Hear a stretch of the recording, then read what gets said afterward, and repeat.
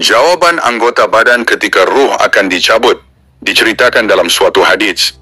Ketika Allah akan mencabut nyawa hambanya, malaikat maut mendatangi hamba tersebut pada mulut untuk mencabut nyawanya, maka keluarlah zikir dari mulut tersebut dan berkata, "Tidak ada jalan bagimu untuk mencabut nyawa dari arah sini." Lama sekali lisannya berzikir kepada Allah, maka malaikat maut kembali menghadap kepada Allah dan mengatakan apa yang terjadi. Lalu Allah Subhanahu wa Ta'ala berfirman, "Cabutlah nyawanya dari arah yang lain."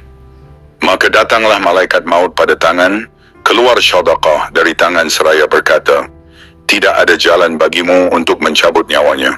Sesungguhnya dia bersyadaqah dengan aku tangan banyak sekali, dan dia mengusap kepala anak yatim, menulis ilmu dengan qalam, pena, dan memukul orang-orang kafir dengan aku tangan." Lalu datanglah malaikat maut pada kaki, dan kaki berkata, "Tidak ada jalan bagimu dari arahku.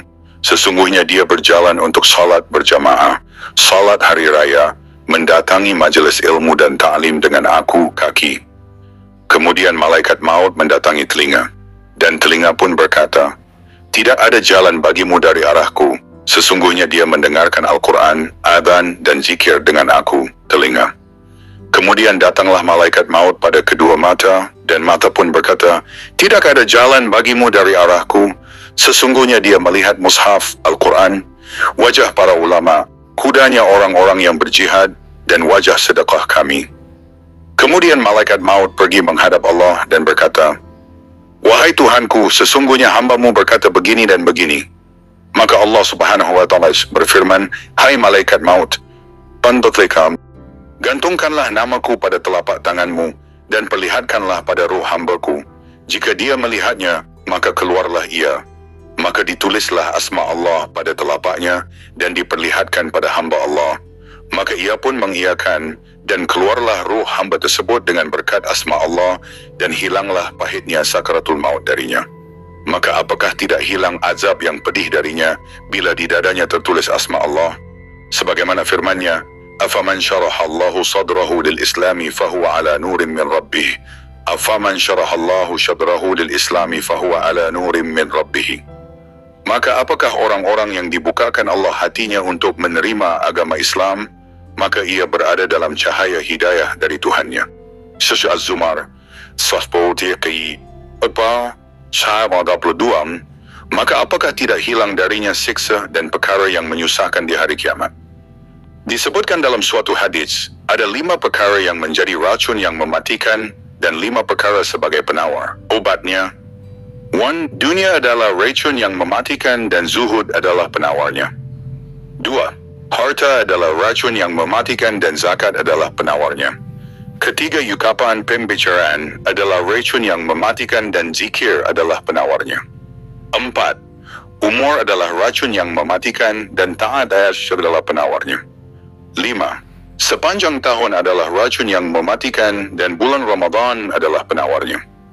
Diceritakan dalam suatu hadis, ketika seorang hamba mengalami nazar, sakaratul maut, ada nida yang menyeru yang berkata, "Tinggalkanlah dia supaya bisa istirahat sebentar." Ketika ruh sampai di dada, dia berfirman, "Tinggalkanlah dia supaya bisa istirahat sebentar." Begitu juga ketika roh sampai pada kedua lutut dan pusar.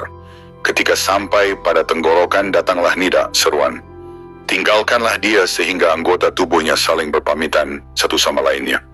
Maka berpamitanlah mata dengan mata, seraya berkata, "Assalamualaikum ila yaumil qiyamah. Assalamualaikum ila yaumil qiyamah." Semoga keselamatan tetap tercurahkan kepadamu sampai hari kiamat. Begitu juga kedua telinga, kedua tangan, dan kedua kaki dan ruh berpamitan dengan jasad, dan iman berpamitan dengan lisan. Dan semoga kita dilindungi oleh Allah dari pamitannya ma'rifat dan iman dengan hati. Dan tinggallah dua tangan dan dua kaki yang tidak bergerak, dua mata yang tidak melihat, dua telinga yang tidak mendengar, badan yang tidak bernyawa, lisan tanpa iman, hati tanpa ma'rifat. Maka bagaimanakah keadaan hamba yang ada pada liang lahat, tidak melihat suatu apapun, tidak ada ibu, bapa, anak-anak, saudara, sahabat, tanpa alas dan hanya hibah? Maka orang yang tidak dapat melihat Tuhan yang mulia, sungguh orang itu dalam kerugian yang besar. Imam Abu Hanifah berkata, perkara yang banyak menyebabkan hilangnya iman seorang hamba adalah waktu menghadapi maut. Semoga Allah menjaga kita di waktu dan saat hilangnya iman.